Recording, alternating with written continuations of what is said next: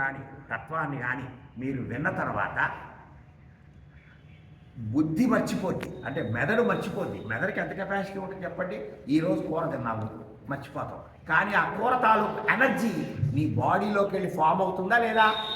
నువ్వు అడిగితే నిన్నేం తిన్నావురా అంటే నిన్నేం తిన్నానో గుర్తులేదండి అంటాం. కానీ ఆ ఎనర్జీ లోపల ఉండిపోయిందా లేదా? తెలియని energy, that is sub conscious. నువ్వు ఇలా చెడు కనుక చూసి చూసి చూసి ఉంటే ఆ చెడు తాలూకు వెళ్ళిపోయి బ్యాడ్ నీ సబ్ కాన్షియస్లోకి వెళ్ళిపోతుంది. ఇప్పుడు నేను చెప్తున్నది మన జ్ఞాపకాలు లేకపోవచ్చు, కానీ మనం మంచి గురించే మాట్లాడుతూ ఉండాలి, మంచి గురించి ఆలోచిస్తూ ఉండాలి. మంచి తప్ప ఇంకేం మాట్లాడకూడదు. నువ్వు మంచి మంచి మంచి మంచి మంచి అదేం కనపడకపోవచ్చు కూడా, కానీ మంచే. నువ్వు చాలా నష్టపోతావు, అయినా సరే మంచే మంచే. ఎందుకని? నీ సబ్ కాన్షియస్లోకి వెళ్ళిపోతుంది. అది నేను చెప్తుంది. అర్థమవుతుందండి?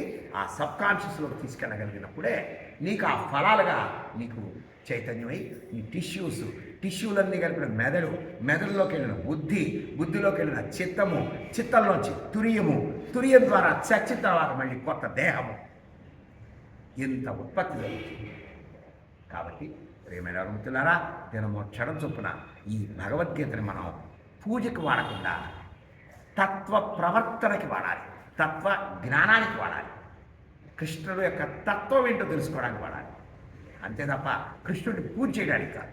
కృష్ణుడిని పూజ చేస్తే, పూజ చేయకపోతే, ఈ మాట అంటే కోపం వస్తాడు. మళ్ళీ పూజ చేయకపోయినా పర్లా, మళ్ళీ చెబుతున్నాను. కృష్ణుడి తత్వాన్ని కనుక ఉపయోగించకపోతే ఊరిని పూజ చేసిపోయిన కూడా ఒకటి తల్లిదండ్రుల పటాలకు మాత్రమే పూజ చేస్తుంటాడు. తల్లిదండ్రులు వాళ్ళు మా వాళ్ళు ఇక్కడే ఉన్నారంటే వాళ్ళు ఉన్నప్పుడు మాత్రం చూడడం అనుకున్నాం. ఫర్ ఎగ్జాంపుల్, ఉపయోగం ఏంటి? అలాంటిదే ఇది కూడా. కృష్ణుడి తత్వాన్ని అర్థం చేసుకోకుండా కృష్ణుడు పటాలకు పూజ చేస్తే ఉపయోగమా? ఏ గో రమేష్ స్వామి, ఓకేనండి.